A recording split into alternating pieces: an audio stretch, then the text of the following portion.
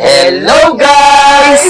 Yes, good morning everyone. Good morning, Sir Nel. Good morning, Sir Darrell. Yes, we're back here at La Luz Luz Beach Resort here in Batangas City. Laia, San Juan. San Juan. Barangay Laia, San Juan, Batangas. Yan. Ayan. So balik na naman po tayo dito sa Oh. La Luz, ano?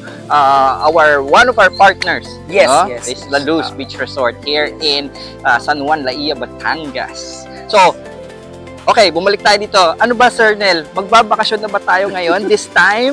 Ayun, parang medyo maaga-agang bakasyon natin, Sir Darrell. Kailangan muna nating kumayod para meron tayong gagamiting pera sa ating Okay. bakasyon. Ayan.